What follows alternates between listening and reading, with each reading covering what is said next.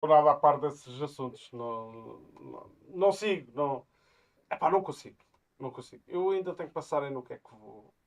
O que é que tenho que cortar de atividades, porque Pois. Dá é para muito. tudo. Não dá para tudo. Mas a vontade depois é. Já estamos ao vivo. Já. Já estamos ao vivo. Já aqui andamos. Já estamos. Caramba, estava aqui agora distraído com isto. Muito bem. Ah, Pedro, boa noite. Pedro, Manel. Aqui está. É Manel Pedro, por isso não tem mal. Não. Assim dá, com este engano, dá para Dá para disfarçar. disfarçar, exatamente. Ora bem, então estamos aqui para mais um Take de Ideias. Boa noite a quem se vier a ligar.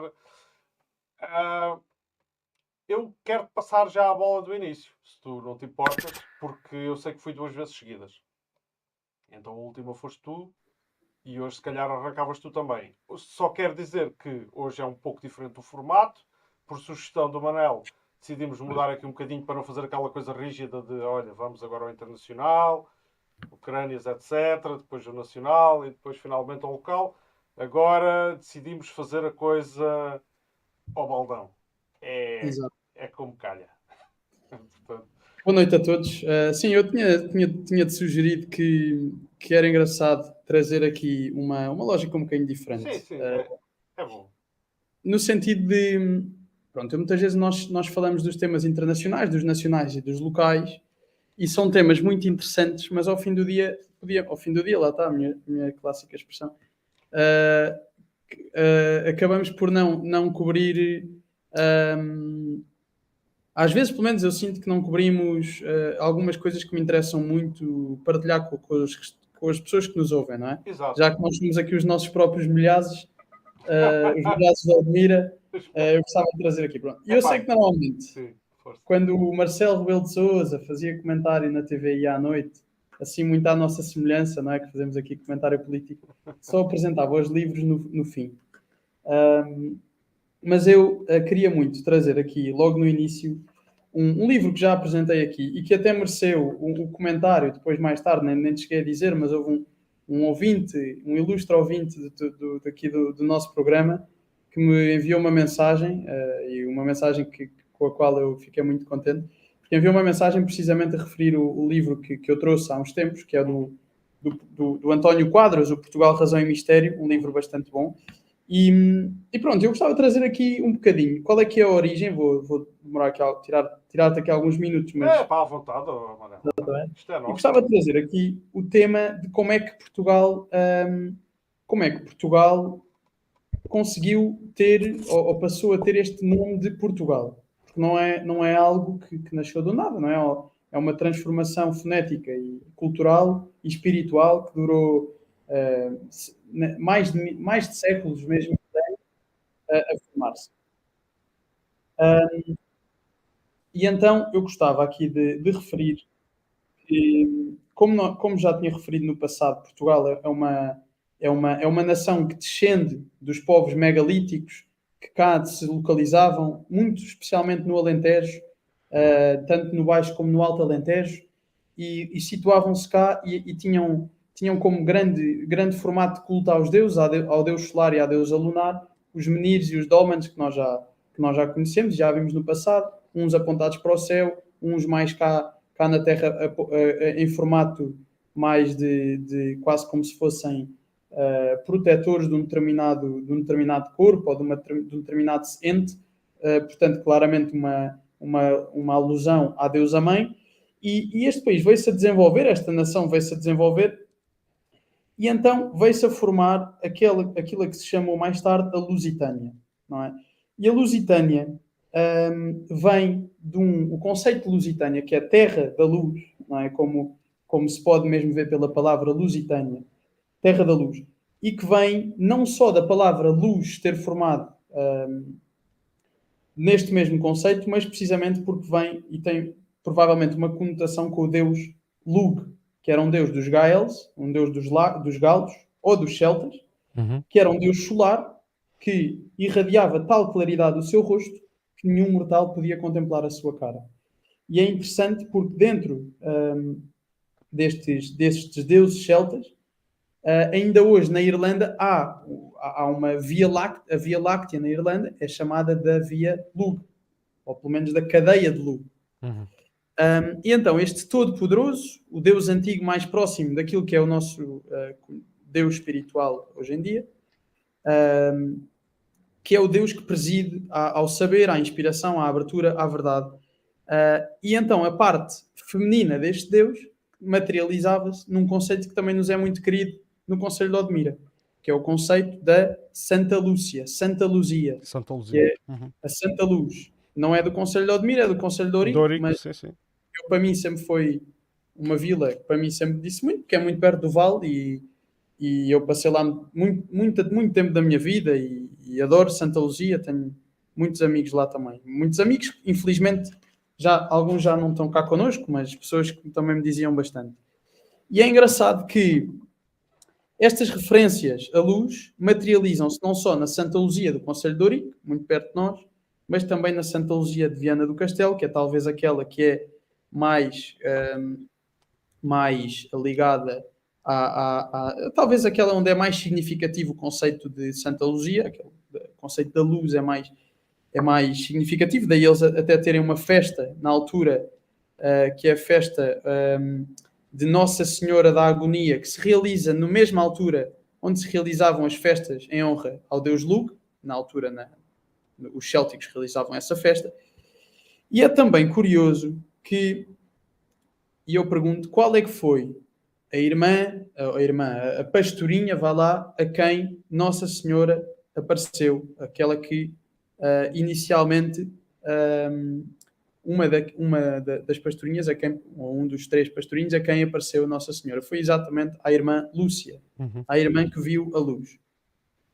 E eu quis também trazer este tema porque realmente é muito interessante que as pessoas tenham verdadeiramente interesse no conceito de perceber a origem, a origem simbólica do nosso país, a origem também verbal daquilo que é do nosso país, que é o país da luz. Porquê?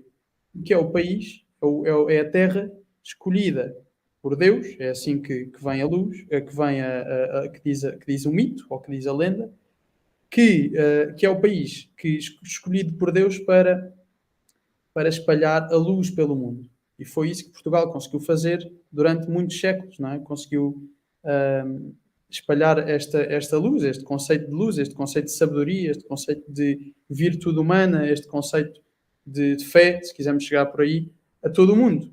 Nem que seja nos ensinamentos que levou ao Brasil, à África, à Índia ou ao Japão, também os ensinamentos que de lá trouxe. E, portanto, é curioso que Portugal tenha esta origem fonética muito interessante. Por último, também gostava de dizer que, mais tarde, a palavra Portugal, muitos associam a vários conceitos difusos que existem por aí, mas é interessante que António Quadros situa o conceito de Portugal entre a cidade do Porto e a cidade de Gaia. Okay? E é o conjunto de Gaia e Porto que forma a palavra Portugal. Porque o Porto era o chamado Portus Cale, e o Porto era mesmo Porto de Cal, e a outra povoação que existia proximamente era Cale. Cale, que passou mais tarde a ser Gália, mais tarde Gaia. E Portugal é mesmo o conjunto entre a palavra Porto e a palavra Cale, portanto Porto Cale, Porto Gaia, e é interessante que mesmo este conceito de Gaia vem muito dos povos celtas ou gaels e deste conceito muito importante do conceito da devoção ao Deus Lug, ao Deus solar, ao Deus da luz e ao Deus que mais tarde se vem a materializar neste interessante crescimento espiritual que se vai desenvolver na nossa nação. Por último, efetivamente, é o Porto de Gale e não o Porto de Cal, que é citado na crónica do Moro Razis, o historiador islâmico Ahmed ben Mohammed Ar-Razi, no século X, mandado a traduzir mais tarde por Dom Dinis.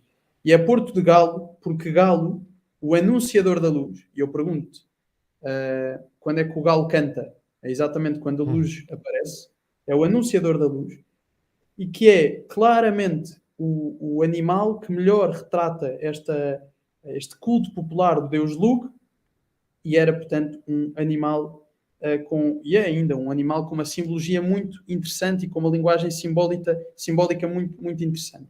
Portanto, é o animal que anuncia à luz o advento de Lugh, o deus com o rosto de sol. E por isso é que muitas vezes cá em Portugal o galo é uma palavra, é um animal que, apesar de ter já alguma conotação às vezes um bocadinho popular ou popularucha, no sentido, pronto, as pessoas às vezes associam o galo na brincadeira, não é? Ou o galo de Barcelos ou o que for, mas a verdade é que o galo é um importante, o conceito do galo é um importante símbolo da nossa nação, e efetivamente o próprio Santo Ambrósio chamava a Jesus galos místicos, que era o galo sagrado que anunciava a luz ao mundo. E pronto, eu gostava de deixar esta nota interessante sobre a formação daquilo que é o nosso país hoje em dia, um país anunciador da luz e um país que, na minha opinião, hoje em dia está completamente adormecido. Falta a Portugal, se calhar até temos conseguido sobreviver de alguma forma, mas falta a Portugal anunciar e cumprir aquilo aquelas razões que o formaram no passado. E uma delas é, sem dúvida, espalhar pelo mundo esta luz que nos caracteriza e esta luz que tão bem nós conseguimos encontrar no nosso país. E a luz significa muitas coisas diferentes, mas acho que cada um também as pode interpretar. Deixo, por fim, o convite. Leiam este livro. É um livro que mudou a minha perspectiva sobre a noção do que é realmente Portugal e, portanto, há muito mais temas que se podiam desenrolar aqui, a demanda pelo Santo Graal, o Cavaleiro Desejado na demanda do Santo Graal do livro, em que o Galás é o Cavaleiro Desejado. Há aqui um conjunto de simbologia muito interessante e que eu convido mesmo a que leiam, porque à parte disto também há todo um conjunto factual e histórico que é traduzido neste livro, não só a linguagem simbólica, por vezes pode ser passível de interpretações, mas há mesmo a linguagem factual e eu convido mesmo todos os que nos ouvem a ler este livro. Eu posso também ajudar se alguém precisar que eu empreste. E pronto, e da minha parte para já é tudo. Obrigado, João. Muito bem, foi um bonito momento e espero que nos tragas mais momentos destes em emissões futuras. Eu estava aqui um espectador a dizer que o som não estava bom, que o som estava em duplicado. E eu tenho que perceber o que é que se passa aqui.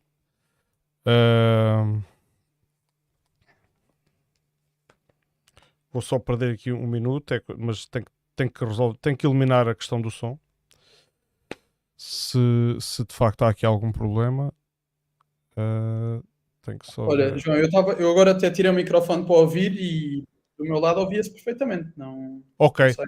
Pronto, se calhar, sabes, pode ter havido ali um momento em que eu comecei hoje a emissão, assim um bocado, aqui em termos físicos, do espaço onde estou, atabalhoadamente. Tinha o microfone ainda com a cobertura, o microfone que estou a usar para comunicar contigo de lapela estava ali no outro canto da sala e pronto. E talvez agora esteja melhor. Foi o José Alberto Almeida, que aliás um assíduo espectador deste e de outros programas do Admira Livre Podcast. E por falar nisso, falta só aqui, por falar no Admira Livre Podcast, a imagem costuma ser esta, para este, porque, enfim, é este programa.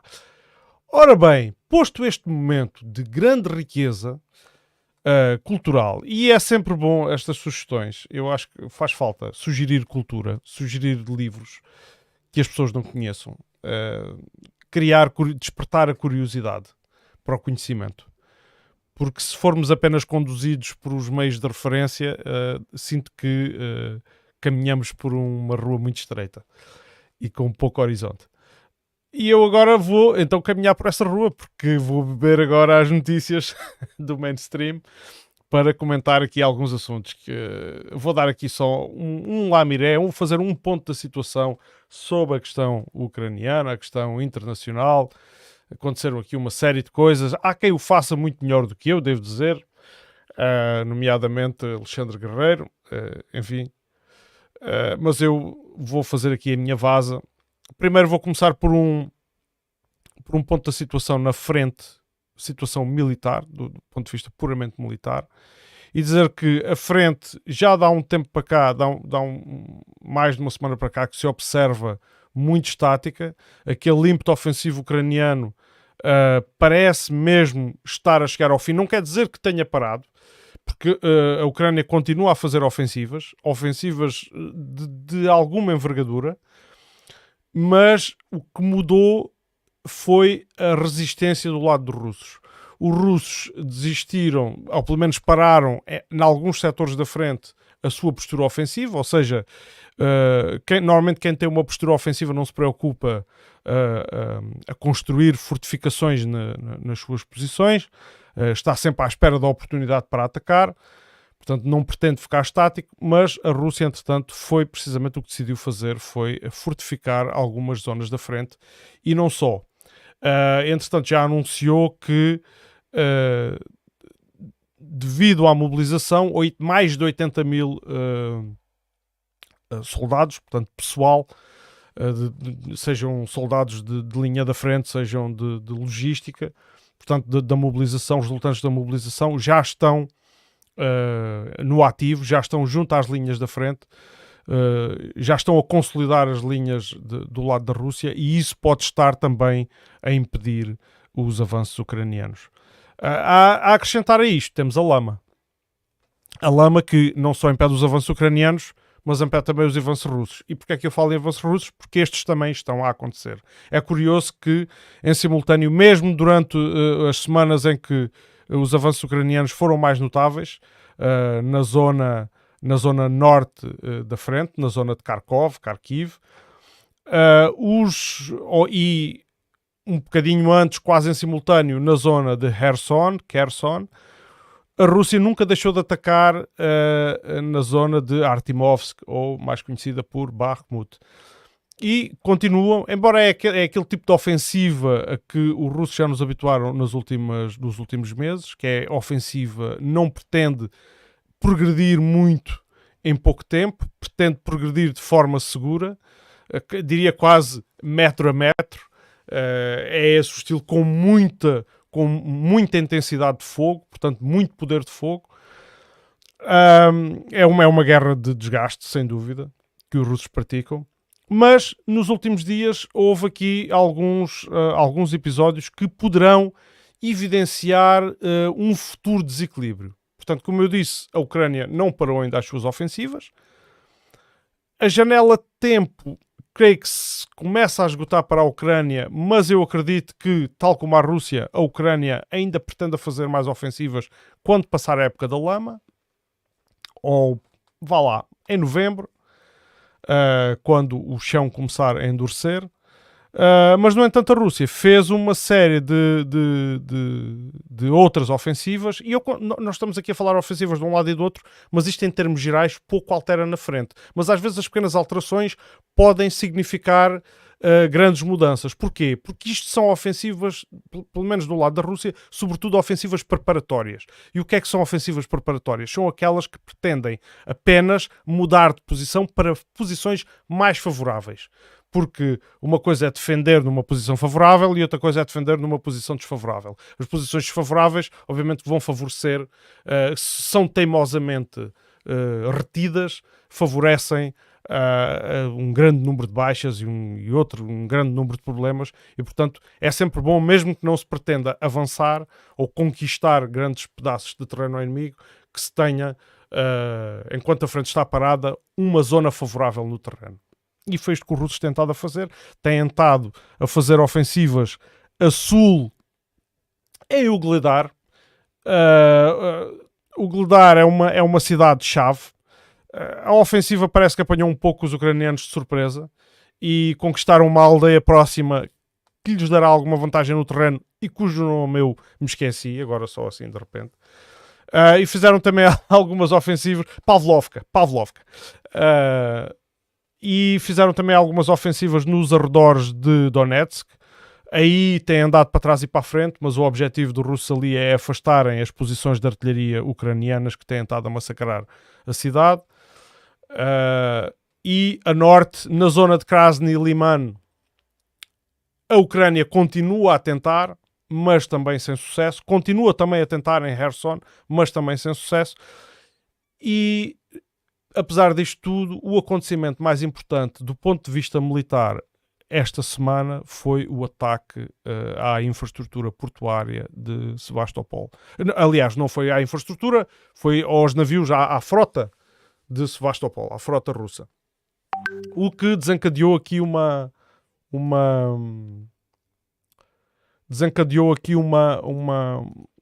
alteração no xadrez político, porque, entretanto, isto fez com que os russos se retirassem daquele acordo, se bem te lembras, um acordo mediado pela Turquia há uns meses, que estabelecia um corredor para que os cereais pudessem sair e ser exportados para outros países. É claro que depois há sempre todo o jogo de palavras. A Ucrânia alega que os países pobres morrem à fome porque a Rússia bloqueava os portos.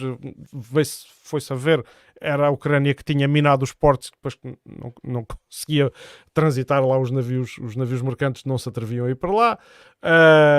Entretanto, quando começaram finalmente a sair os navios, parece que foram para países ocidentais e foi uma pequena percentagem para os países africanos. Enfim, mas isso são ataques mútuos que se fazem. Uns acusam os outros de estarem a usar a comida como arma. Os outros acusam-nos enfim, desmentem as acusações e andamos nisto. Mas o que é que aconteceu agora? É que o ataque classificado pela Rússia como ataque terrorista, e eu aqui vou pôr estas palavras em causa, porque este ataque fez com que a Rússia suspendesse a sua participação nesse acordo. Alegando o quê? Alegando que é um ataque terrorista. Eu tenho as minhas dúvidas que seja um ataque terrorista, porque primeiro os alvos eram militares. À partida. Eram navios de guerra.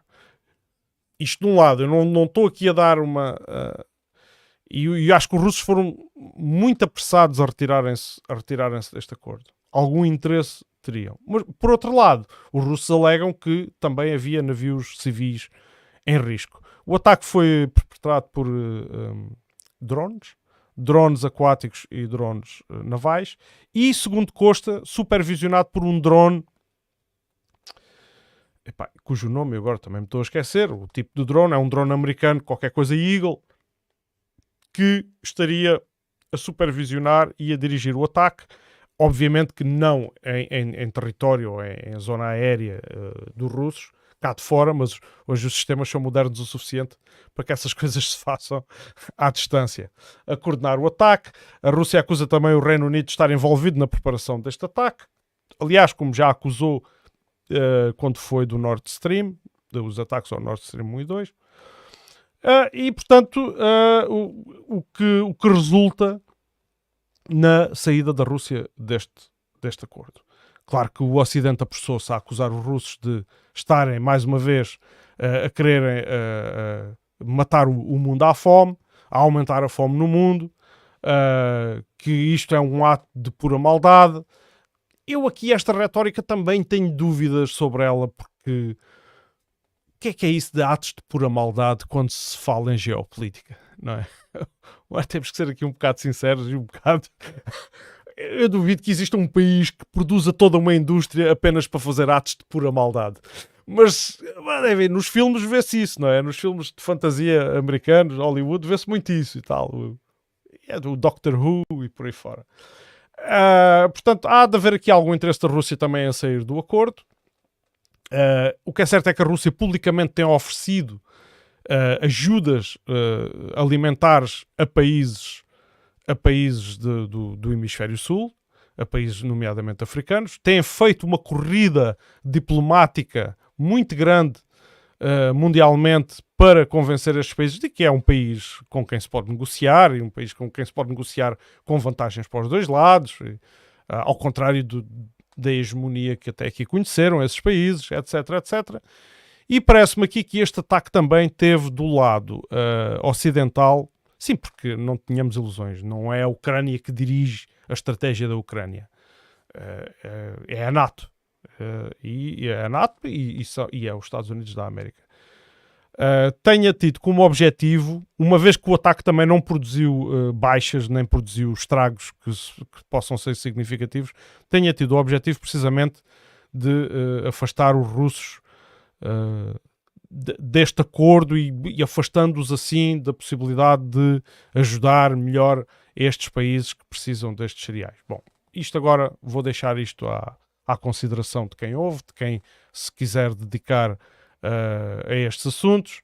Obviamente Joe Biden já veio dizer que isto é purely outrageous, como ele diz. Enfim, eu não sei se é assim.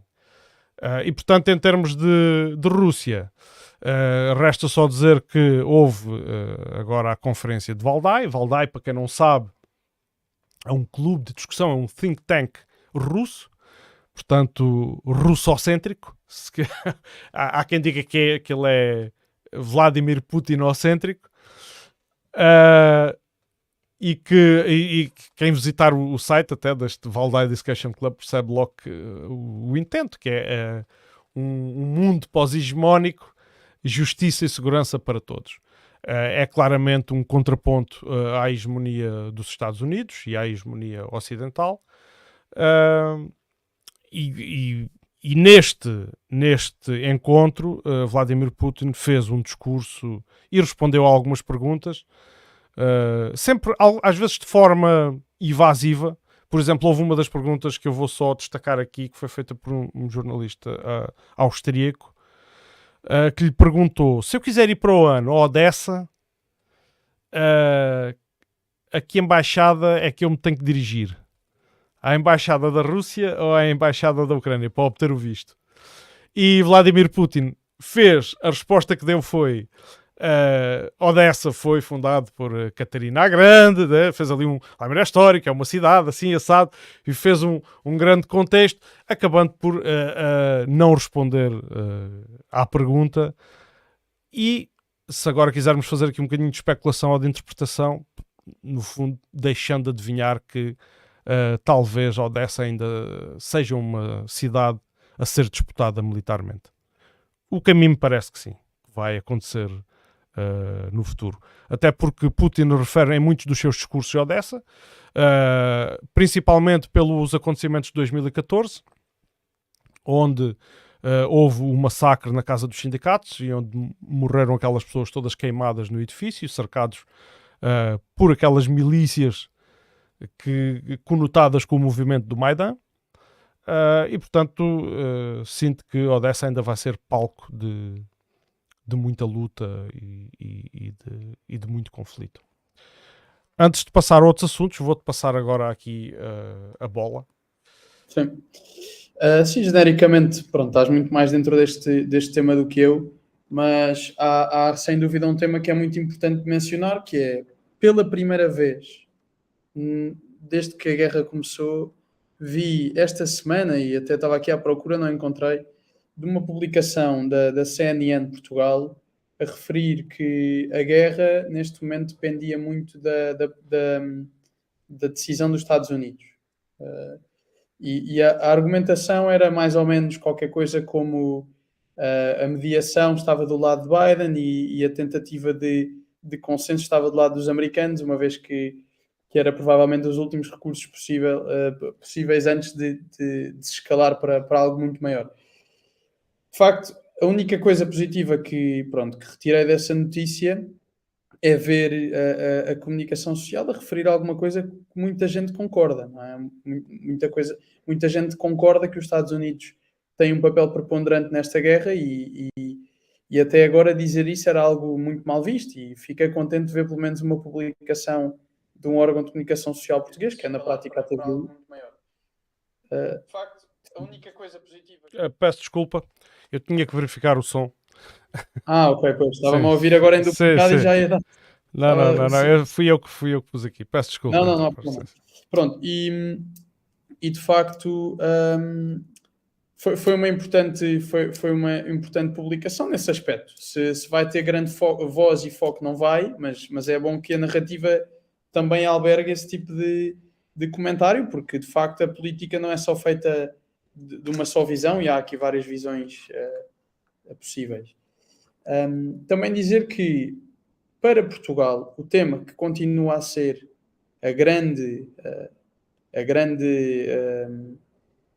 aquilo que no fundo é o grande impacto que chega cá a Portugal em termos de guerra é a energia. Continuamos com grandes problemas, graves problemas na energia. Falei há uma semana do tema da Nigéria. Na altura eu até acho que referi a EDP, mas não sei se não foi o CEO da Galp que foi como ministro até à Nigéria. E de facto esse é um grande problema que nós continuamos a ter cá em Portugal. E agora, pronto, nós sabemos que a Europa, aquilo que está a tentar fazer agora é acabar aqui com a ilha, não é acabar, mas é aumentar aquela ilha energética que nós temos na Península Ibérica para a França, pelo menos.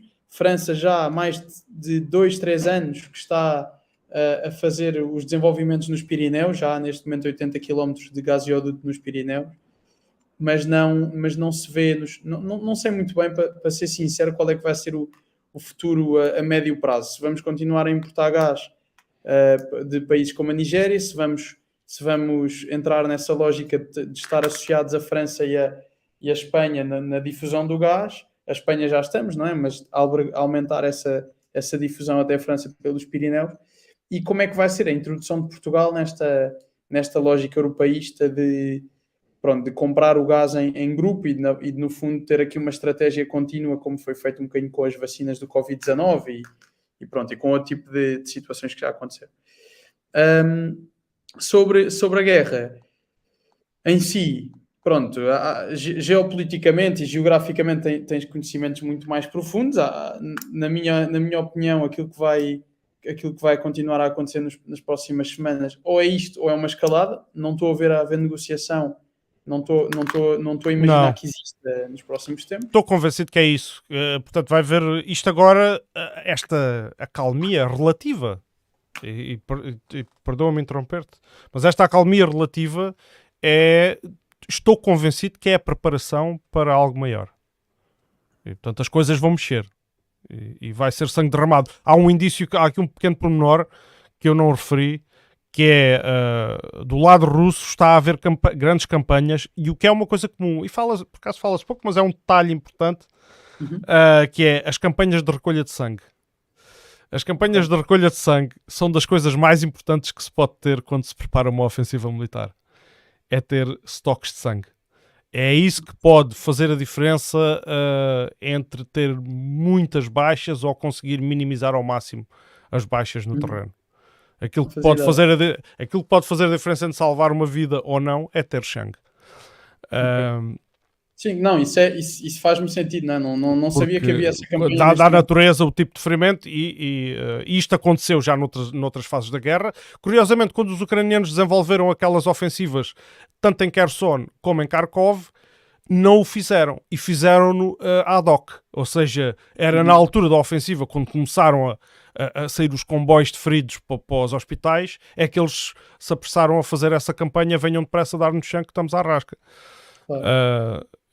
Portanto, os russos estão a fazer isso agora. Tudo indicia que vão fazer uma ofensiva. Os ucranianos também estarão a preparar uma ofensiva. Vamos ver o que isto dá.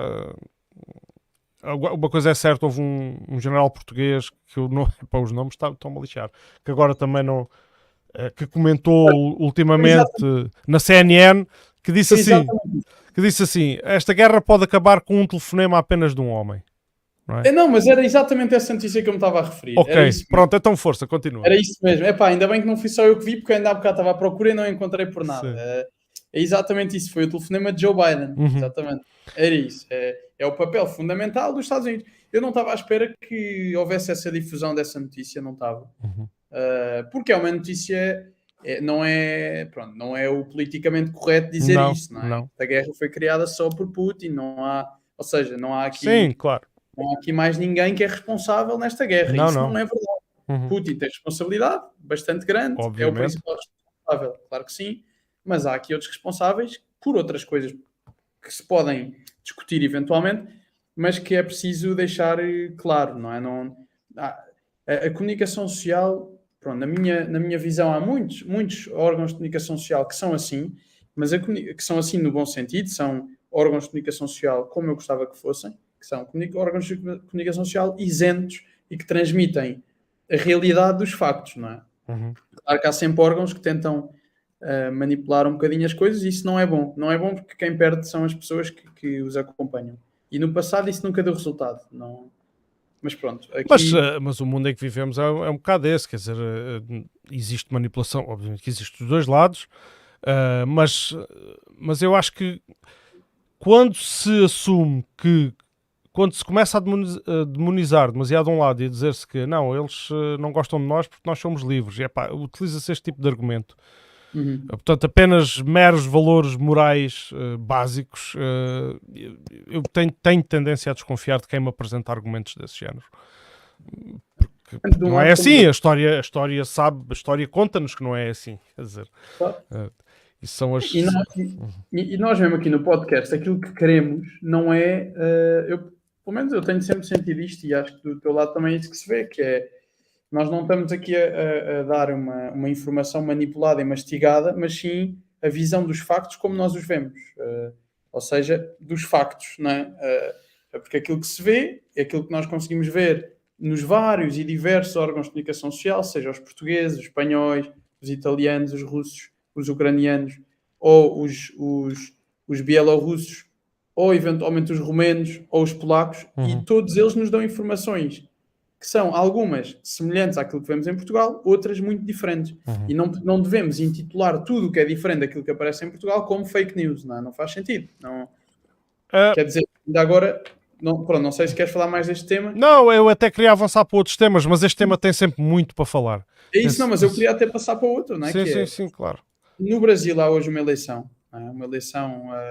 Pronto, eu nunca gostei daquele conceito de eleição histórica. Não é? Todas as eleições são históricas e são indiferentes porque daqui a 4 anos há outra eleição. Portanto, acaba por ser igual. Mas pronto, nesta eleição há mais um caso em que as pessoas condicionam a sua opinião pelo que veem e ouvem na comunicação social, ok? E acontece em que exemplos? Num exemplo muito claro que é, eu não vi praticamente em Portugal um único comentário, e há muita gente que defende Bolsonaro, mas não se vê na comunicação social portuguesa um único comentário favorável a Bolsonaro, vendo-se muitos favoráveis a Lula. Eu, pronto, sou português, não vou votar nesta eleição, estou isento de comentar. Pronto, mesmo que tivesse de votar, não tinha que dizer em quem é que voto, pronto, é uma coisa que é de cada um de nós. Mas, de facto, aquilo que se vê é, se querem dar opinião favorável a um, deem espaço a quem tem opiniões favoráveis ao outro no mesmo órgão. Se não querem dar opiniões favoráveis ao outro, não deem a nenhum. Tem que ser assim, a regra democrática diz isto. Há pessoas que em Portugal acompanham as eleições do Brasil e votam, porque são brasileiros, e portanto também se condicionam por aquilo que leem e veem, e há que ter algum cuidado nesse aspecto, porque qualquer dia vemos a mesma coisa a acontecer num país de índole fascista ou mais de direita e não vamos gostar.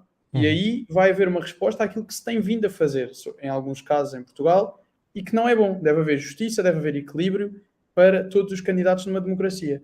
O Brasil, nos últimos 4 anos, não viveu em ditadura. Ninguém viveu em ditadura no Brasil. Há pelo menos 48% das pessoas que vão votar no candidato Bolsonaro. Há 52% de pessoas que à partida vão votar no candidato Lula. Há metade da população a votar em cada um. Portanto, há que respeitar metade da população do Brasil por votar no outro candidato e há que dar espaço metade dos eleitores, sim. Exatamente. E, portanto, na minha opinião, acho que é muito mau aquilo que se vê muitas vezes hoje em dia, cada vez mais, de condicionar a opinião pública. Também aconteceu isso entre o Macron e a Le Pen. Isto também é um sintoma e acaba por ser um sintoma e é uma consequência do facto de vivemos num mundo politicamente muito bipolar. E que na prática tem sempre um lado mau e um lado bom. E há sempre uns que são os errados e uns que são os certos. E eu não concordo com isso. E era muito mau agora, daqui a 2 anos, ou 3 anos, ou 4, ou 8, em Itália, por exemplo, que agora dizem que a Meloni, que é de fascista, e que isto e aquilo, começa a ter controle sobre a comunicação social e de repente há um partido moderado, ou um partido de esquerda mais acentuado, ou um partido de direita moderado, ou um outro partido de direita mais acentuado, que não tem a mesma voz de outro candidato qualquer, neste caso do partido da Meloni, ou dos 3 partidos que apoiam a Meloni, por uma questão ideológica. Isso não faz sentido. E eu não concordo com isso. Acho que deve haver equilíbrio, sempre. E na minha opinião, até nem se deve dar opinião nenhuma. Quando se gera um órgão de comunicação social, não se deve ter aquela ideia de vamos fazer serviço público, vamos impedir uma eleição. Acho isso errado. Muito menos quando se trata de um outro país com o qual até temos bastante ligação e que se por acaso ganha o candidato que tem sido mais enxovalhado, é a nossa própria soberania que é posta em causa. Por último, também dizer que não gostei das declarações que Bolsonaro fez recentemente sobre não falo portunhol nem espanhol, no caso deste género. Eu não ouvi isso. Quando um jornalista português lhe fez uma pergunta, há que ter... Acho que é esse o grande principal defeito de Bolsonaro. Lula tem os defeitos que todos já conhecemos. Bolsonaro tem o defeito, para mim, grave na forma. A forma como faz política, a forma como fala, a forma como muitas vezes pouco séria, ou pouco... Não séria no sentido de... Depois, ou seja, não é num sentido criminoso ou algo assim, mas na forma muitas vezes que entra no ridículo de fazer política. E acho que isso é aquilo que as pessoas não querem, é aquilo que as pessoas já estão fartas.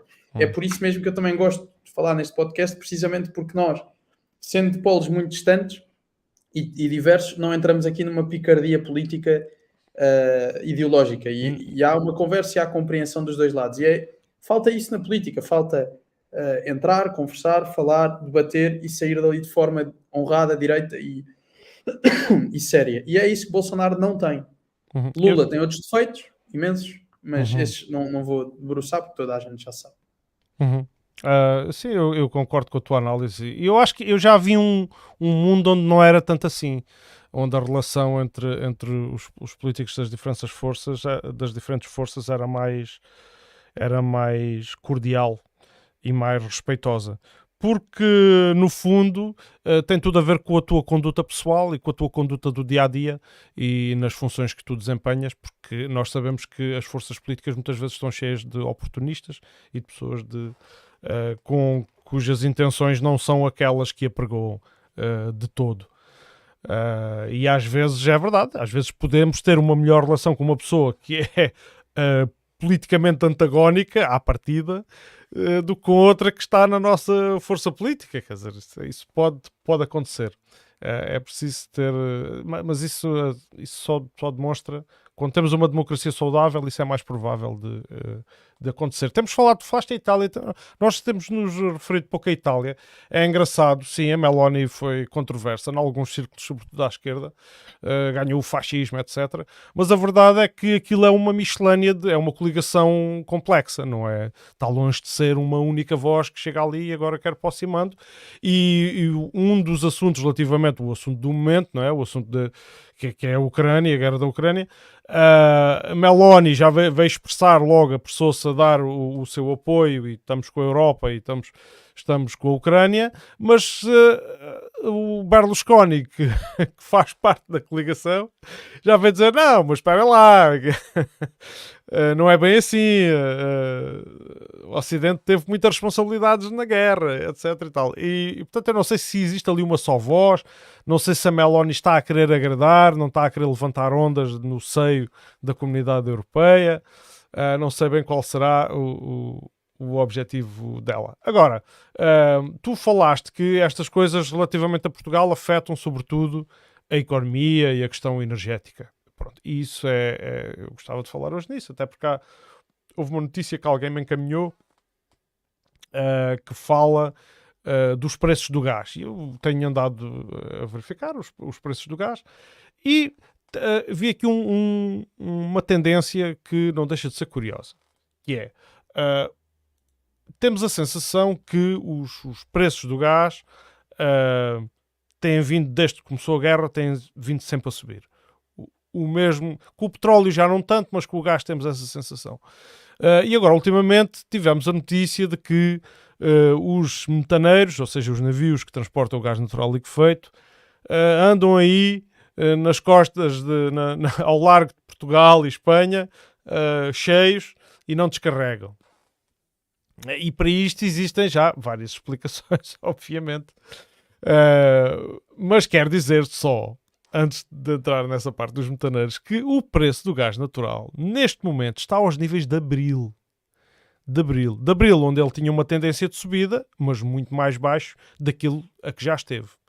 E já teve duas flutuações. No verão baixou, etc. Há quem diga que, pronto, que os reservatórios de gás natural, as reservas de gás natural, dado o medo, os países apressaram-se a fazer reservas e agora as reservas estão cheias e, portanto, não têm capacidade de armazenamento, os navios têm que esperar. Isto é uma teoria, obviamente, isto é uma teoria, é uma tese.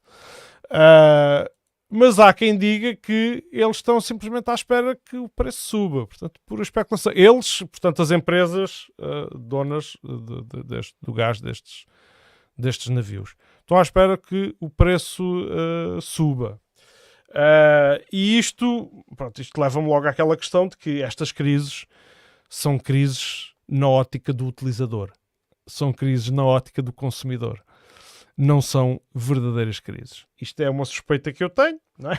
À medida que vou vendo, à medida que as petrolíferas anunciam os lucros astronómicos, desde que começou, lá está, a crise, percebe-se que a questão não é a escassez de matéria-prima, é a agitação dos mercados. E é aqui que entra a minha veia mais à esquerda e o meu sentimento cético em relação àquilo que os mercados podem ou não fazer ao nível da economia. Portanto, os mercados, neste momento, a confirmar-se a tese da especulação, aquilo que as empresas estão a fazer é prejudicar a economia. Tão simples quanto isto. Em prol do lucro. E isto, para mim, é a fase... Isto é o capitalismo autofágico. Não é? Isto é nós temos todo o direito, como empresa, a fazer o nosso lucro, mas no caso do setor da energia, sabemos que é um setor diferente de muitos outros setores de atividade, não é? Não estamos a falar de serviços, não, as coisas deste género, mas é um setor essencial, mas tem aqui um excesso de liberdade que a mim me parece, passa a redundância, excessivo. Eu não... É que há aqui, de acordo com... se eu apanho aqui, de acordo com a Reuters, avança, eles dizem industry sources, portanto, as fontes que vêm da indústria do gás. Dizem que estão à espera do preço.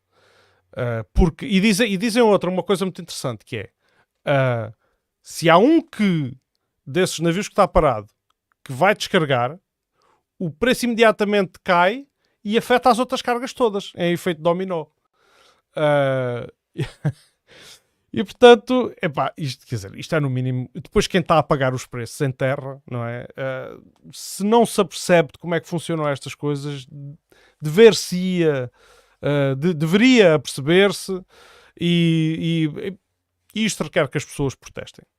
É tão simples quanto isto. A subida de preços que nós temos, a inflação, que é o próximo ponto que eu quero falar, a inflação que estamos já a viver, que já está nos 10% e vai por aí afora, alguns dos fatores desta inflação têm a única razão de ser a atuação do mercado perante, não a crise em si, mas a atuação do mercado perante a crise. E, em última análise, a atuação política do Ocidente. Porque, na verdade, a escassez de gás russo não foi provocada, em primeira análise, pela Rússia, mas sim por quem quis embargar e quem levantar a bandeira de não queremos comprar gás à Rússia. Tornando aqui um bocado, na minha opinião, a atividade industrial e o mercado, a forma de estar, um bocado contra a natura, não é? Porque nós queremos... não nos podemos esquecer que o gás russo, que já vem do tempo da União Soviética, não é de agora, antes do Putin, foi aquilo que permitiu uma grande vantagem, nomeadamente à indústria alemã e à economia europeia, não é? E, portanto, agora estarmos a querer, à força, ter uma energia que não é compensadora, portanto, torna o sistema muito mais ineficiente. Faz aqui um silêncio. Não, eu concordo. Estou a pensar. A verdade é que, por acaso, sobre isso tenho um tema, não é? supostamente esta semana o António Costa já deu a entender que vai taxar as grandes empresas portuguesas, pelo menos essa é a intenção que parece ter, sobre lucros excessivos.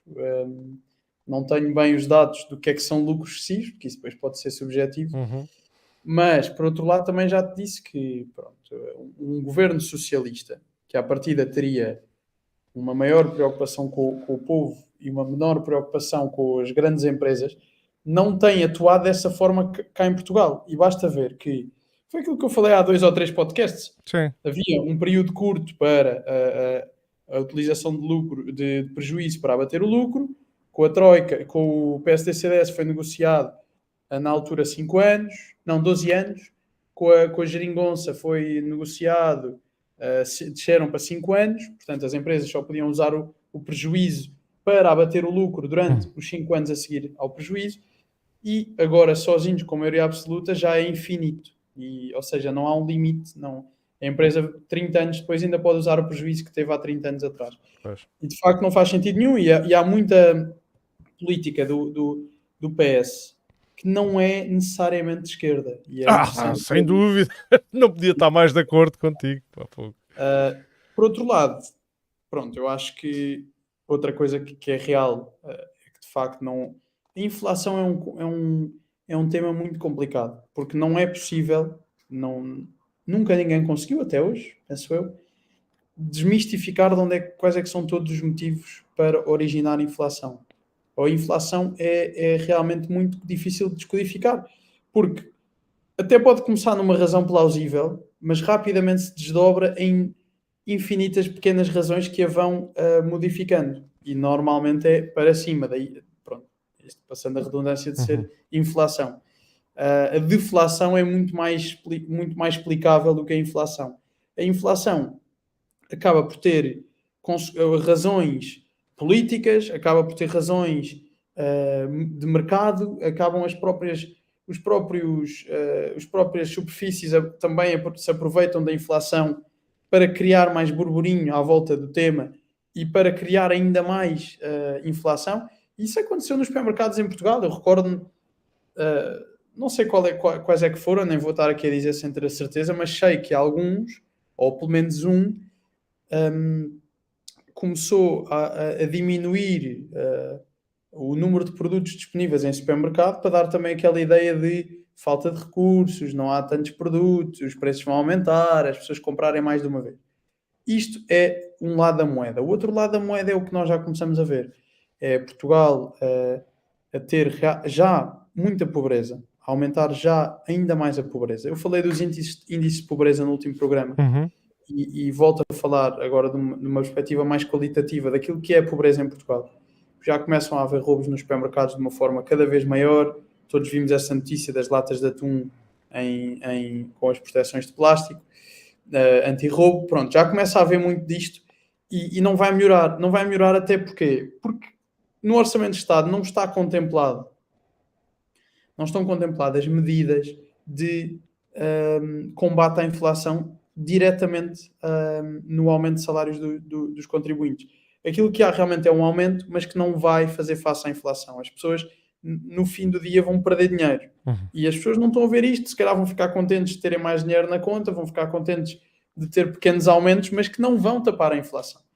E até é curioso que nos anos 90, penso que foi nos anos 90, quando houve inflação, também taxas de inflação altíssimas, chegou a haver aumentos de 30% a 40% nos salários.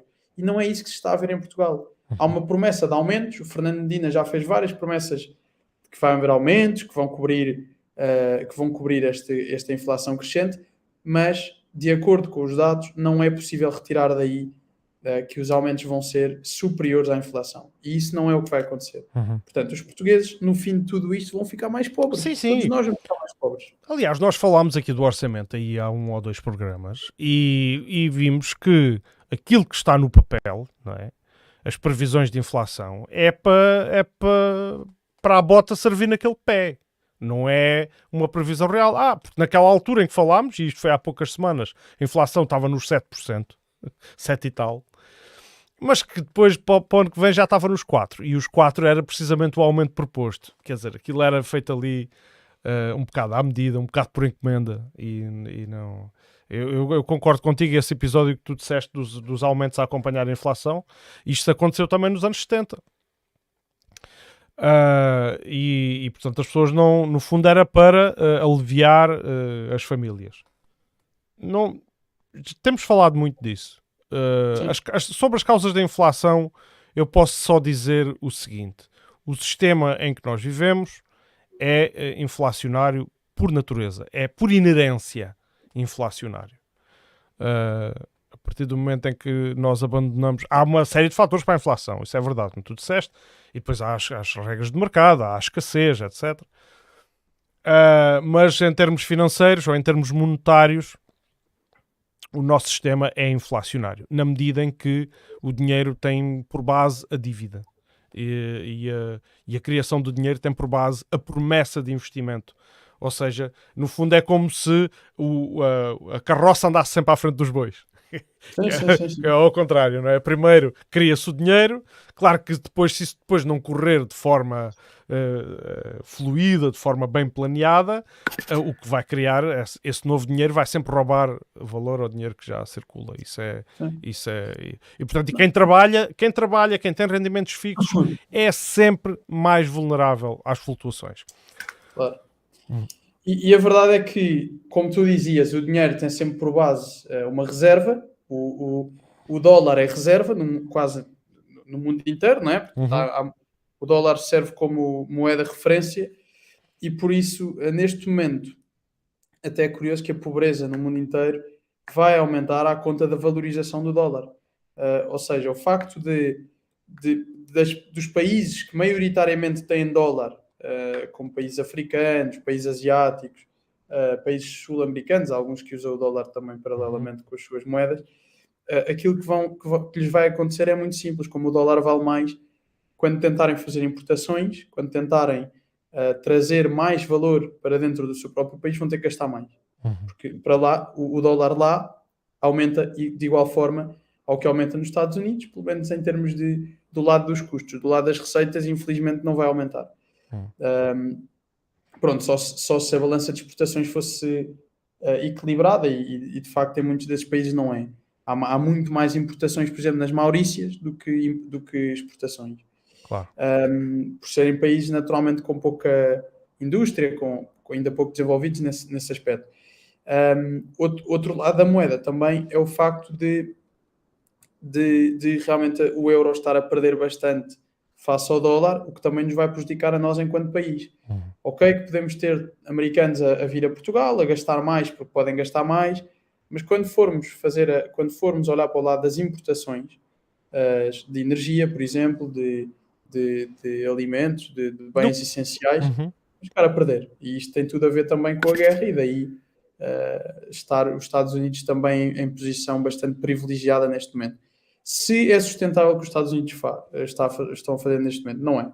Não é, porque eventualmente as taxas de juros vão aumentar ainda mais, não é? Eventualmente os próprios americanos vão passar por grandes dificuldades decorrentes também desta emissão de moeda bastante descontrolada e que os ajudou num determinado período, mas que não os irá ajudar para sempre. Do lado europeu é precisamente o contrário, não foram tomadas medidas na altura certa e por isso eventualmente vamos ficando mais pobres, com taxas de inflação cada vez maiores, e é bastante complicado. Também é importante dizer que os Estados Unidos já tinham inflação há mais tempo e era maior, não é? Também é por isso que eles tiveram que atuar mais cedo, mas pronto, não há aqui um caminho muito positivo pela frente.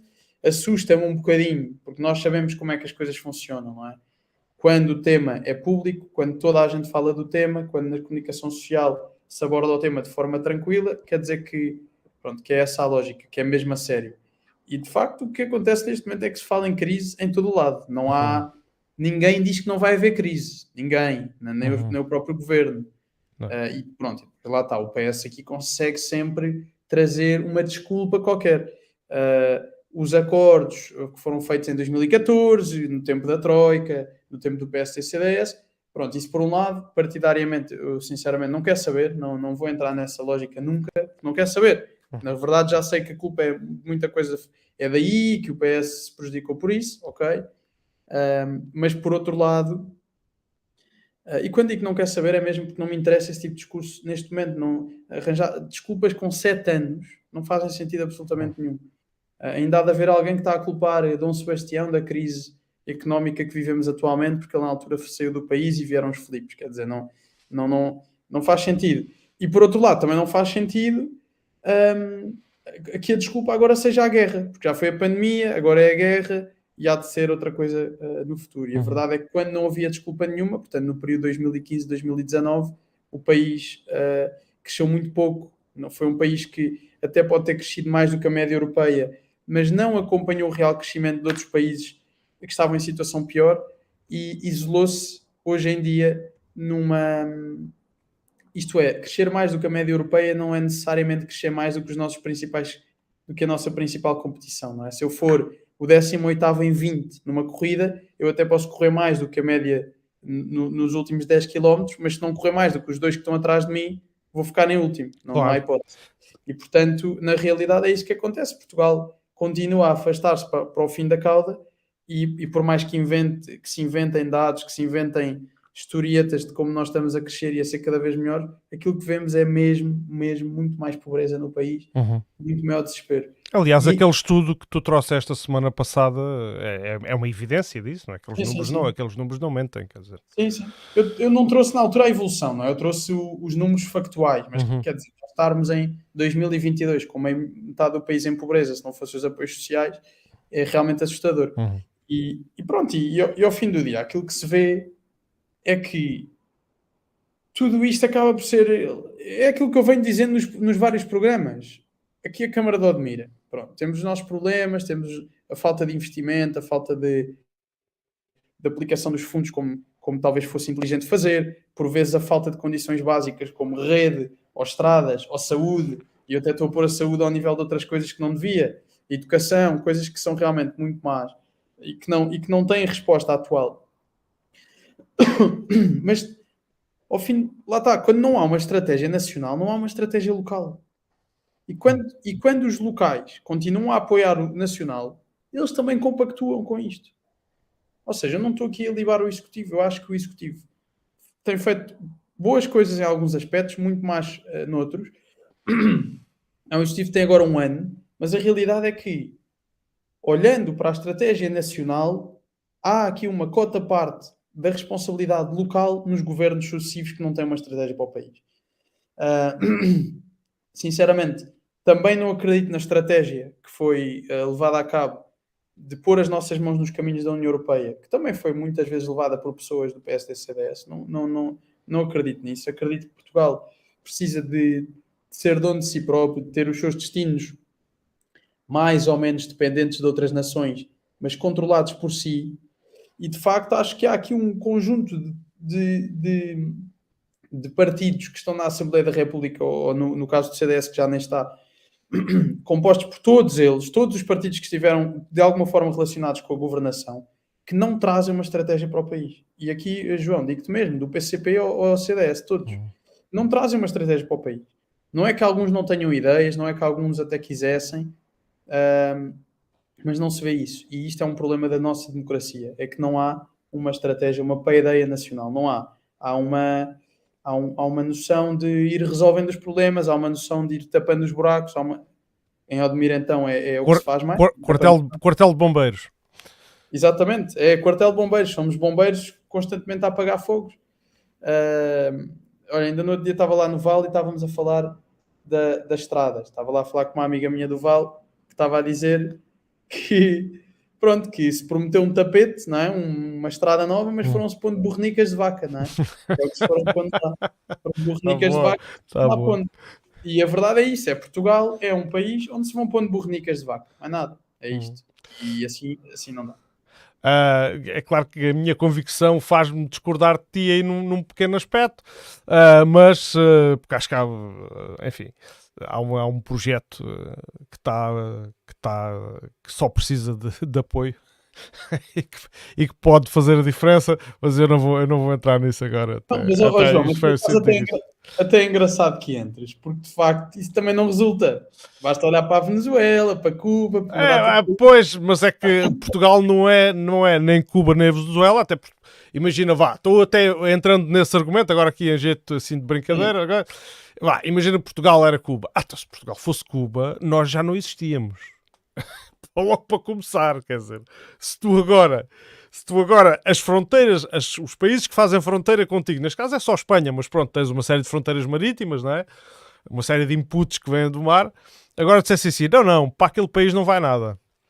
Aquele país agora desenrasca-se. Tu já tinhas, Portugal já não era, há muito que já não era. Já não era, já não deixava de ser. Portanto, existem essas questões dos países socialistas, também são complexas. Isso vem muito à baila, a discussão dos países socialistas, como são projetos falhados, porque aquilo que se tenta implementar lá é o comunismo ou o socialismo. Mas isso é muito, muito mais complexo do que isso.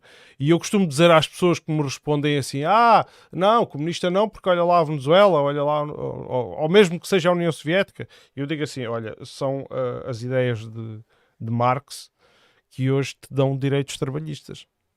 Não é? Portanto, independentemente se o país tem ou não um governo comunista, é essa corrente de ideias que veio provocar um despertar da consciência da maioria das pessoas, da classe trabalhadora, no fundo do aparelho produtivo, para uma série de reivindicações. E depois fala-se na Rússia e fala-se em países assim, ou Rússia ou países mais exóticos como a Venezuela e Cuba, etc.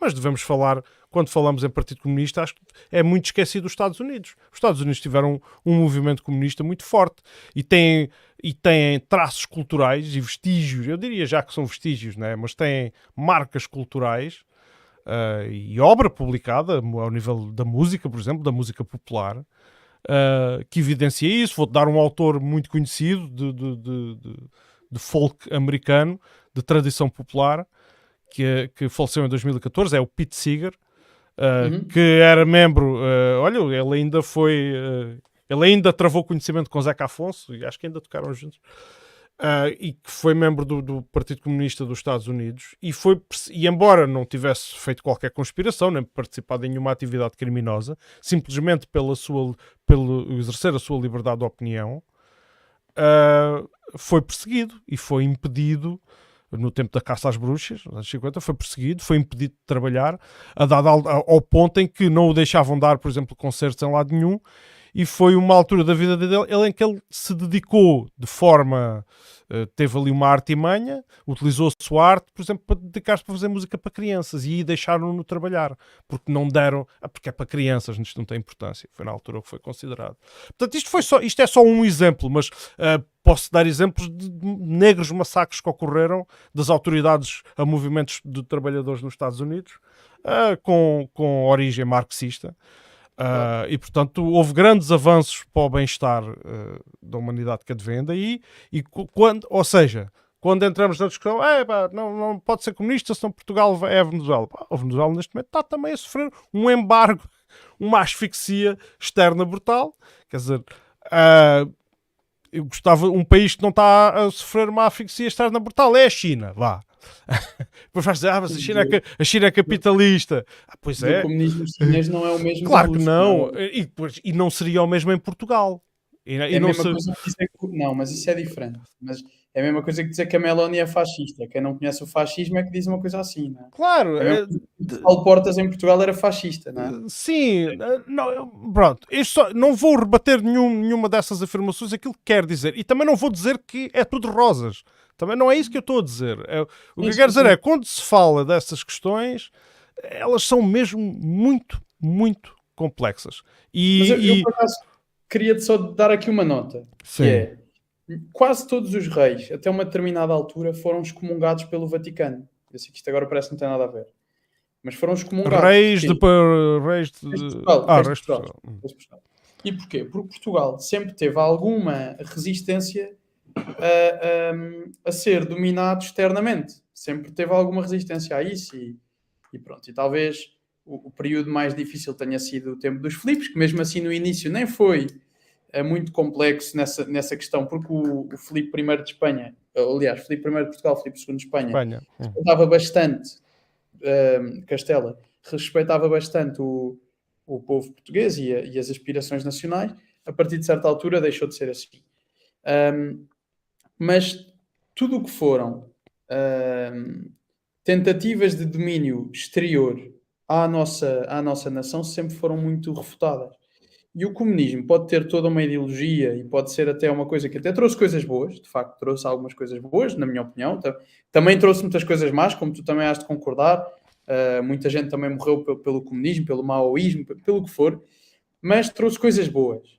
Eu não concordo com uma divisão da sociedade por classes financeiras ou económicas. Eu não acho que uma pessoa que ganhe mais valha mais do que uma que ganhe menos. E, portanto, eu acho que as pessoas devem, de facto, ganhar o seu dinheiro, mas não é isso que as define enquanto pessoa. A pessoa deve se definir por todo um conjunto espiritual muito superior a isso. É a minha visão, é a visão de que uma pessoa vale por si própria, não é? Não precisa de ter associado a si um bem material que a caracterize. Daí eu dizer muito claramente que se vivêssemos numa sociedade em que todos conduzissem carros e uns conduzissem carros melhores que os outros, não era por teres um carro melhor que outra pessoa que serias melhor que ela, ou que terias necessariamente uma vida melhor que ela, ok? Porque as pessoas, por ganharem mais, não é necessariamente verdade que vivam melhor. Agora, há coisas que o comunismo trouxe bastante boas, que vêm dessa assunção de que as classes se definem por uma questão económica.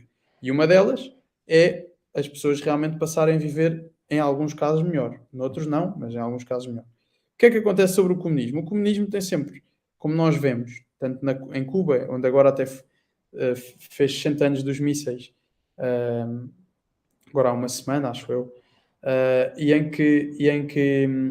o que é que acontece? Há um domínio claro da Rússia, ou pelo menos há um domínio especial da Rússia nesses países como a Venezuela ou Cuba. Isso é óbvio.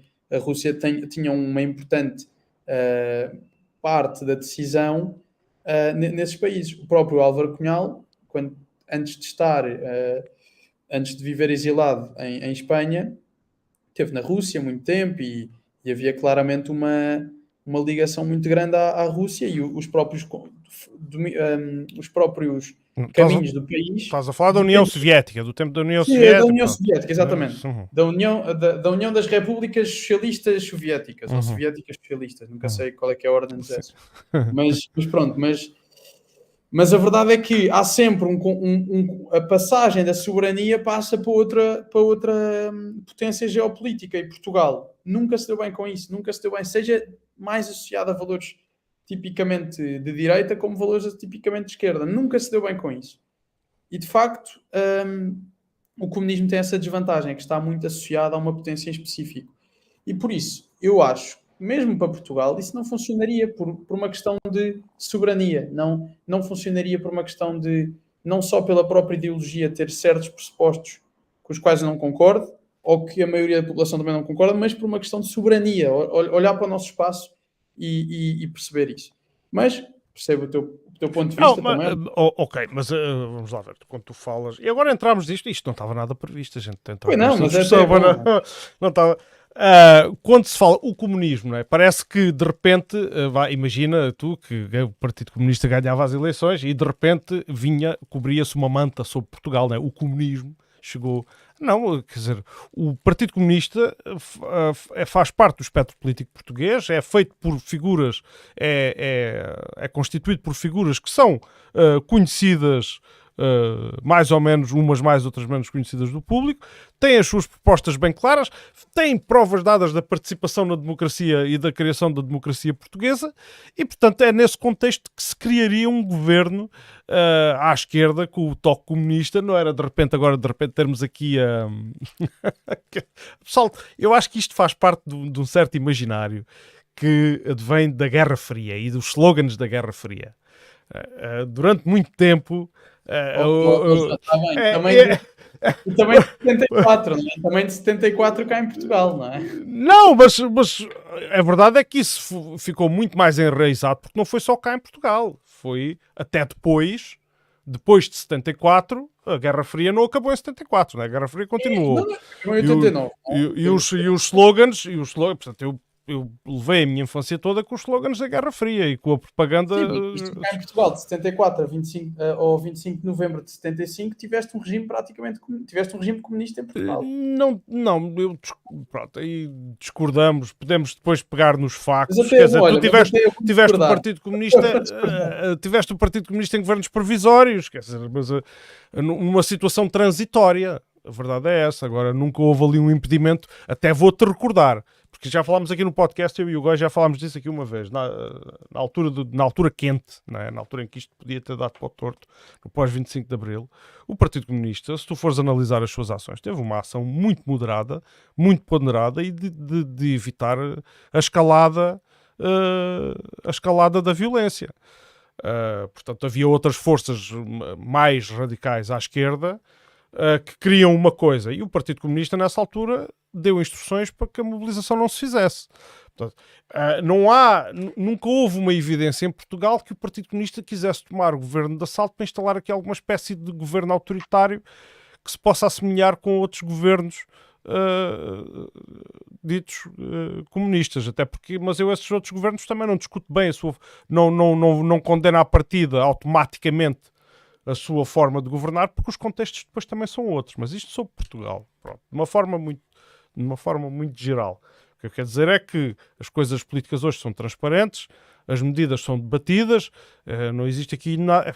Estamos numa época completamente diferente. Eu não estaria. Eu sou um defensor. Eu até vou mais longe ao dizer assim: se eu, enquanto membro dessa força política, alguma vez suspeitasse que isso fosse que estivesse a trabalhar contra valores democráticos, não era onde eu estaria, de certeza. Sim, claro. Digamos assim. É mais mas isso é o que há muita gente boa que está em partidos e pensa assim. A realidade é que muitos partidos têm uma agenda internacional, não é?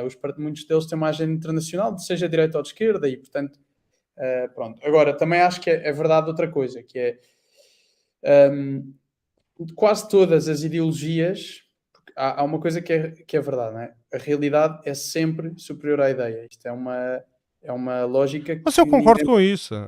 Exatamente. Portanto, tentar impor uma ideologia à população não faz sentido, seja ela qual for. Claro que ideologia, sim. Quando eu falo de ideologia, conceitos abstratos que não existem na realidade, não é? Portanto, mas tu sabes que é a ideia, que são as linhas de pensamento que nos guiam, não é? Isso claro. serve para... Agora, não são aplicadas a martelo e a régua e esquadro.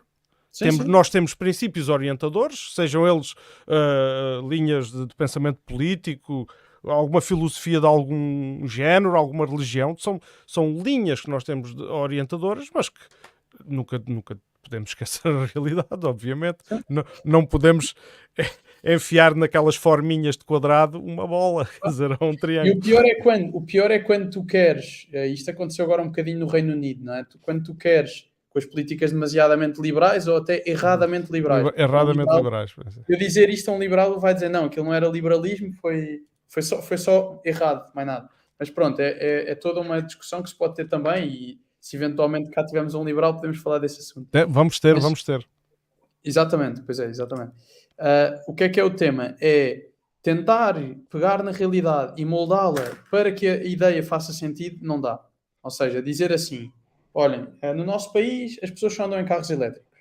Olha, vou dar um exemplo até real, que é, vamos fechar aqui a central de Sines, a central termoelétrica a carvão de Sines, porque nós não queremos mais energia a carvão, ok? Pronto, ideologia, não é? Ideologia, porque é muito bonito dizer isto. Realidade, vamos comprar energia feita a carvão de outros países. Claro. Sim.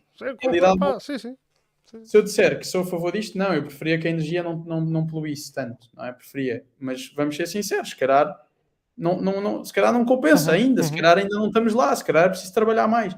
E de facto é isso, a realidade ganha sempre a ideia. E isto funciona. Eu agora também quero dar aqui também mais para o lado capitalista, mais para o lado liberal, mais para o lado às vezes até tradicionalista da vida.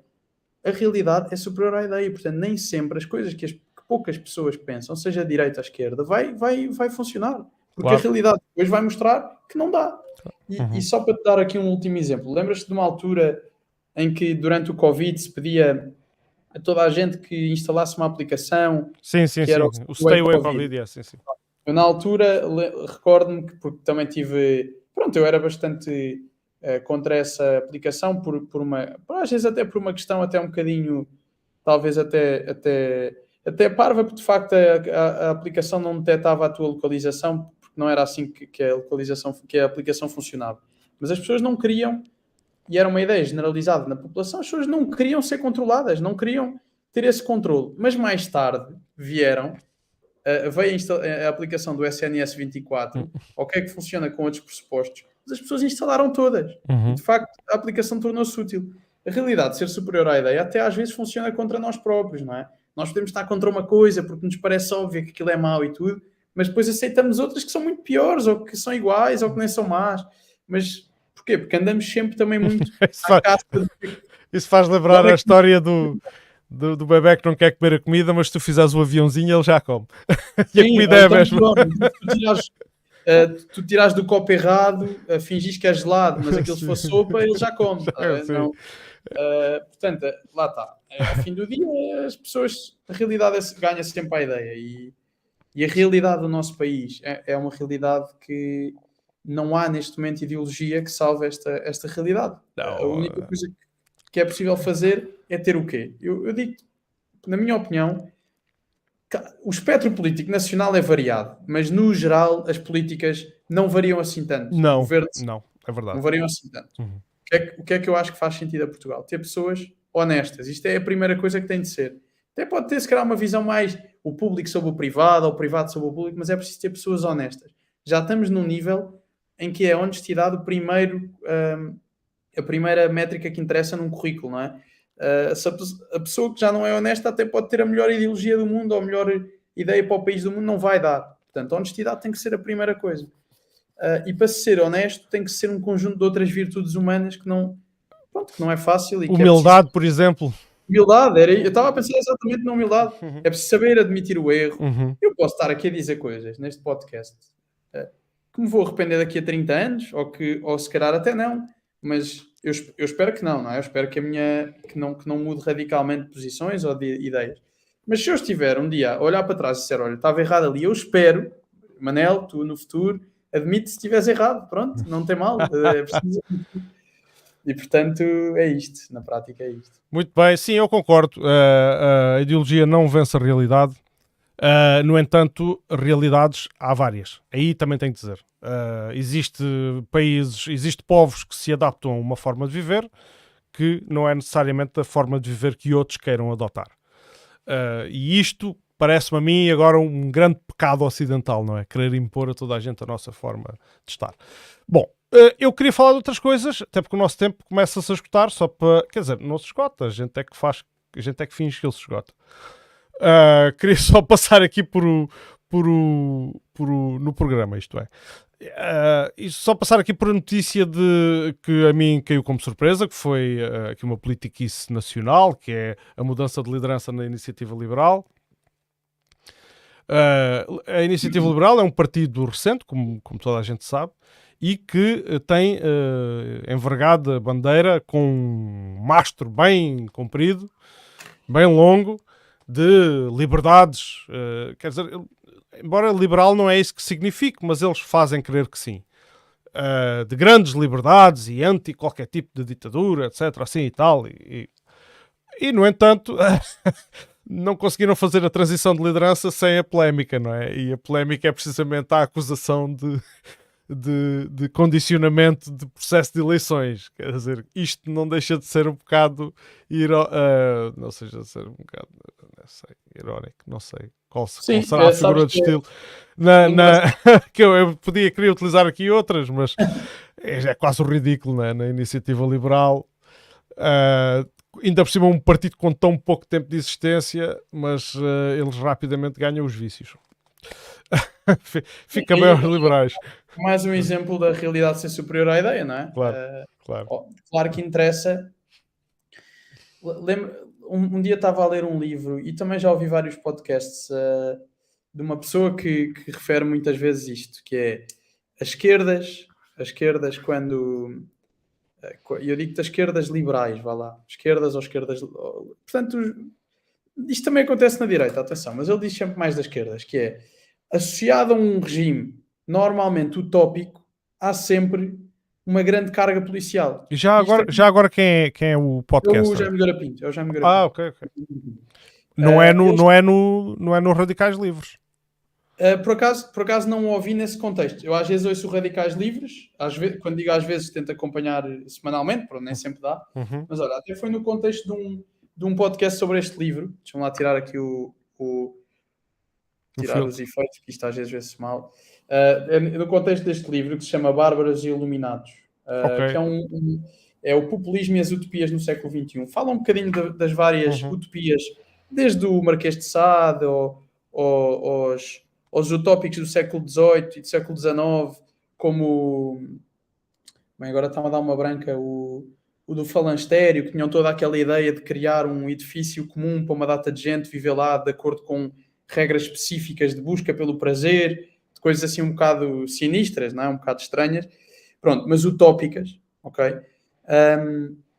E aquilo que existiu sempre que houve grandes utopias foi associado a isso sempre grandes cargas policiais, sempre grandes polícias. Isto também na direita foi assim. Sempre grandes polícias, grandes estruturas. Grandes aparelhos de controle, não é? Exatamente. E lá está, o liberalismo puro, e é engraçado, porque eu ainda há bocado até ia referir isto, não é? Tanto no Covid se provou que o liberalismo puro não funciona, como no nosso dia-a-dia se prova que o identitarismo puro, uma vida fechada e orgulhosamente só, se quiser ir por aí, não funciona também. Não dá. Não existe. E Portugal nunca foi nenhum dos dois. Portugal sempre foi um país moderado e com portas muito abertas para o mundo. E, portanto, lá está. Eu acho que aqui na Iniciativa Liberal o liberalismo puro é um bocado uma utopia.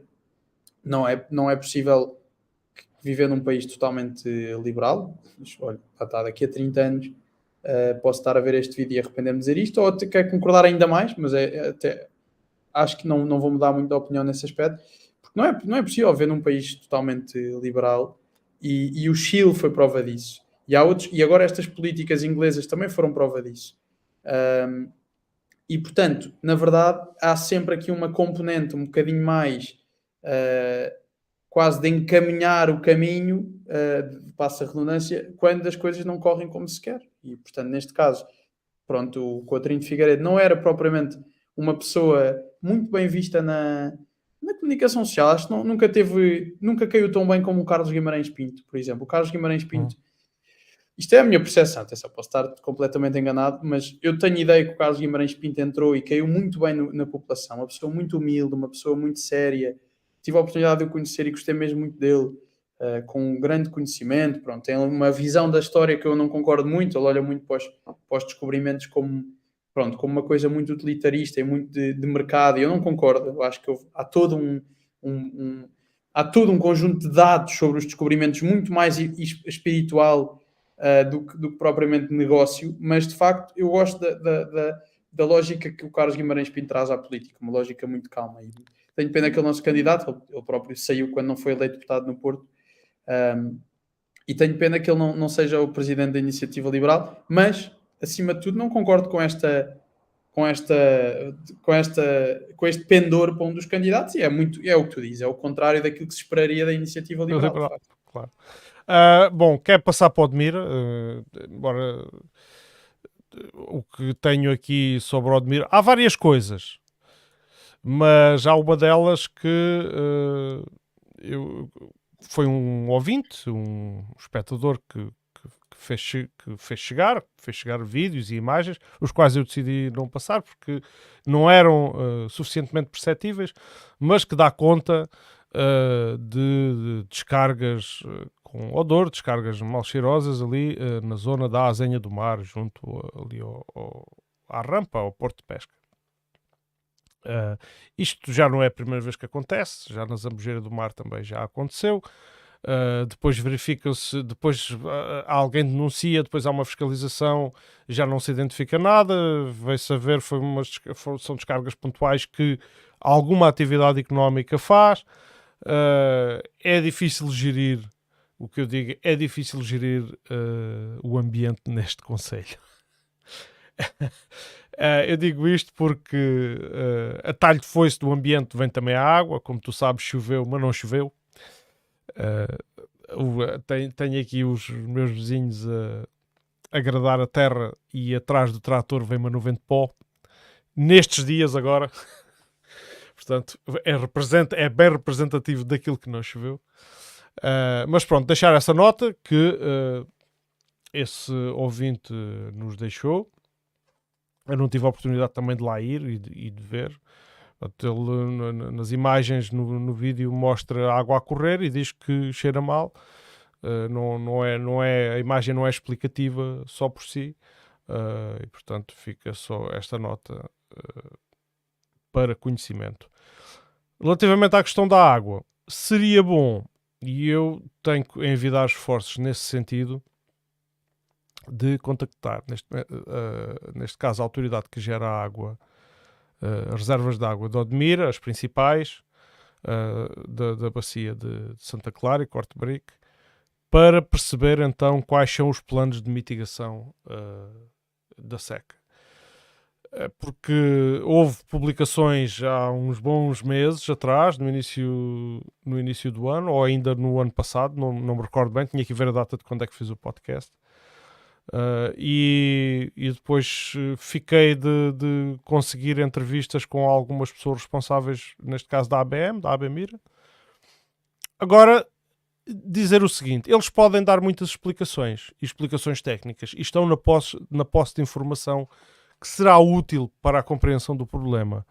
Mas tenho que dizer o seguinte: em tempos houve grande demonização da ABMira, porque a ABMira, como tu sabes, é a Associação de Beneficiários do Mira e que é constituída essencialmente pelos interessados nos utilizadores da água, dessa mesma água, neste caso para a atividade agrícola. Portanto, há quem diga que então é o lobo a cuidar do rebanho, não é? É o ladrão a cuidar do dinheiro, esse tipo de coisas, esse tipo de analogias assim, porque no fundo são eles que gerem a água que usam, mas que é água pública, à partida. Mas a verdade é que a culpa não é deles. Eles estão a fazer o cumprimento da lei. E, portanto, isto tem que haver aqui uma intervenção de 2 ministérios e tem que haver uma reformulação, quanto a mim, se quiser mudar este paradigma, por parte do Ministério do Ambiente, que é quem rege a atividade agrícola, e por outro lado por parte do Ministério da Agricultura, que é quem rege a atividade agrícola, e por outro lado por parte do Ministério do Ambiente, que é quem tem a última palavra a dizer sobre a água. Mas eu acho que eu estou a dizer isto e estou já a chamar a atenção para este tema. Não quero adiantar muito mais, porque não tenho propriedade. E gostava, vou tentar ter aqui alguém que possa esclarecer. Demora isso muito ou pouco tempo, porque nem sempre as agendas são compatíveis, mas vou tentar, como já tive no passado, ter aqui alguém que nos dê esclarecimentos sobre aquilo que está a ser feito, porque independentemente, não podemos mandar no tempo, mas temos que alguma coisa fazer na gestão dos nossos recursos, e eu acho que o público tem o dever, tem o direito, neste caso, tem o direito de saber aquilo que está a ser feito, de forma a evitar problemas maiores no futuro, e até porque é um bem que diz respeito a toda a gente, que é a água. Não sei se tu querias falar da cultura, não sei se queres tocar... Eu por acaso queria só dar o toque de que na água falta um bocado a estratégia que também falta ao país, não é? Mas na água é pior. Na água nós continuamos diariamente com perdas altíssimas. Eu estava aqui a tentar abrir uns dados que tenho, que tive acesso sobre perdas da água no país, e de facto... a média nacional não te consigo dizer que se situa num determinado valor, mas há mesmo muitos concelhos dos 308 que têm perdas na ordem dos 40%, 50% da água dentro do seu concelho, portanto da água que está pronta para consumo. E à parte disso, continuamos a não ter uma estratégia, a não ser a espera pelo bom tempo, pela chuva, pela carga de água, mas depois tem de ser, não pode chover demais, porque os terrenos estão secos e portanto a água não entra no terreno, e portanto o que é que acontece? Vou voltar ao mesmo tema, eu acho que todos os podcasts eu vou dizer esta palavra da dessalinização, porque de facto nós andamos a falar de energia verde, mas não temos água, portanto qualquer dia não se percebe. E depois eu até estava a pensar no outro dia, eu já trouxe aqui várias ideias, não é? Trouxe uma vez a ideia de haver uma espécie de blockchain na política, não é? Que tu controlas onde é que estão os teus processos quando entram numa Câmara, em quem é que estão, porque é que ainda não avançaram. E uma outra ideia que eu acho que fazia todo sentido era porque é que a certa altura não há toda uma estrutura de esgotos que funciona com água do mar, não é? Porque é que não há toda uma estrutura de peças sanitárias e uma estrutura, eu sei que é um investimento caro, mas a longo prazo se calhar vai ter de ser haver mesmo toda uma lógica de água do mar a entrar nas nossas casas para um conjunto de coisas que não são o essencial. Pronto, se calhar aí conseguimos poupar 20, 30, se calhar 50% da água A própria utilização das águas residuais também deve assumir um peso cada vez maior. Sem dúvida, mas as águas residuais em alguns países já servem para consumo. Já há águas que são limpas e que voltam para a casa das pessoas para consumo. Eu não digo que seja preciso ir já por aí, mas, ou melhor, eu não digo que prefiro essa solução. Claro que não prefiro. Mas preferia que houvesse alguma proposta. Sobre a cultura, o que é que eu te tenho a dizer sobre a cultura? Pronto, parece que vai haver agora... acima de tudo, sobre a cultura, o que eu acho é que faz falta ao Conselho uma proposta cultural consistente, não é? E tenho pena que se continue a dar pouco para essa área. Espero que o Conselho, pronto, sabemos agora que houve esta questão do museu, relembra-me o museu Somos Todos, exatamente, que é uma questão já antiga, mas que foi reciclada agora, pelo menos com o mesmo título, e que na prática vamos ter aqui alguns desenvolvimentos nos próximos tempos. Foi feita uma abertura, como é que se diz? Uma proposta pública, não? Uma proposta, uma apresentação. Pronto, que não parece que tenha chegado assim a tanta gente que possa ter conhecimento deste projeto. Tenho pena que isso não seja assim. Acho que faria mais sentido que...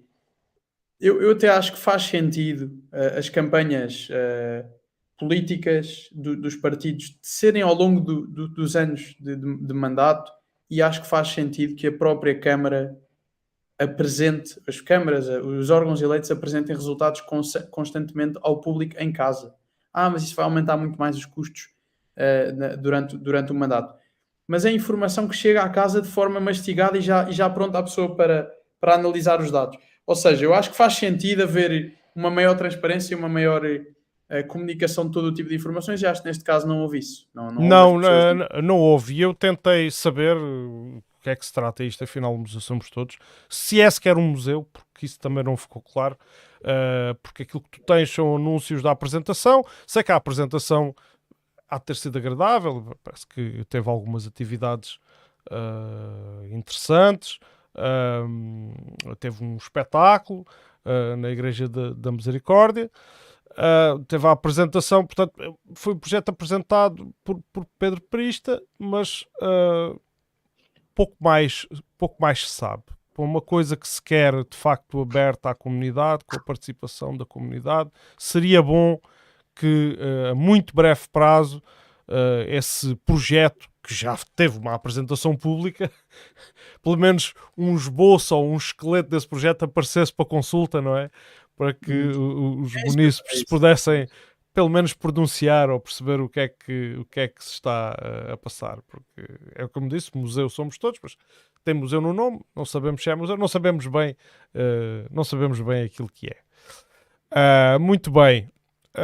E isto vale para tudo, não é só para este evento ou para este anúncio. Eu acho que a transparência tem que existir aqui em tudo aquilo que acontece. É curioso, porque repara, os políticos não estão bem a ver o filme que vai acontecer no futuro.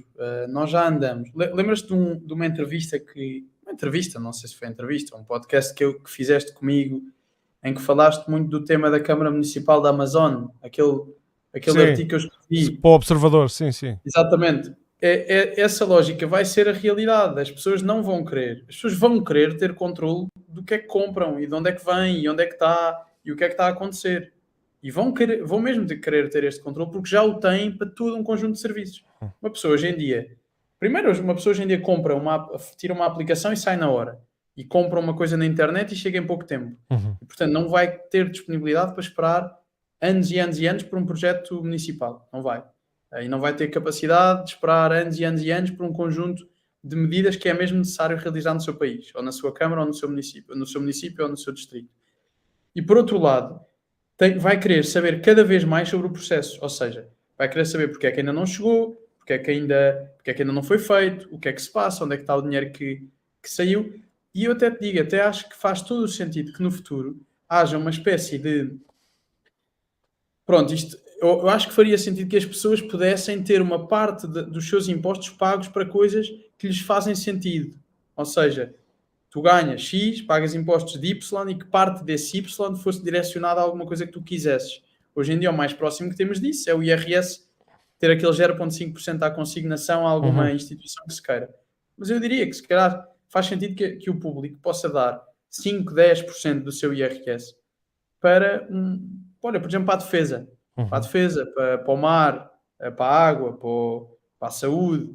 E eu acho que os políticos não estão bem a ver o que é que pode vir aí, porque tudo o que normalmente está no mercado, e não é de estranhar que as grandes empresas tenham, por exemplo, livros como a Arte da Guerra, muitas vezes como livros recomendados, porque para aprender a dirigir é preciso ter bons conhecimentos de políticos e de guerra e de estratégia, e a política também precisa de conceitos muitas vezes que já existem nas empresas. E, portanto, vai ser engraçado nos próximos anos ver a evolução da política e ver como é que os políticos vão adaptar a uma sociedade muito diferente daquilo que era há 60 anos. Mas é bom, da verdade, posso dizer que já se evoluiu bastante, não é? Aquilo que neste momento, o trabalho que tu já consegues produzir para escrutinar aquilo que é a atividade de uma Câmara, não é? Já tens muito mais informação à tua disposição do que o que tinhas há uns tempos, quer dizer, já falámos nisto.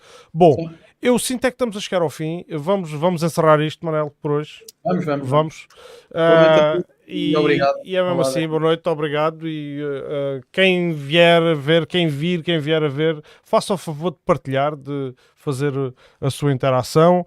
E nós cá andamos a picar os miolos à malta por carolice, porque é assim, gostamos de ser assim. Uma boa noite a todos. Pau, já está. Esta já foi. Muito bem, João. Olha, vou jantar, pá. Estou cheio de fome. Pois. Olha, o Lula já vai na frente. Pois, eu falei com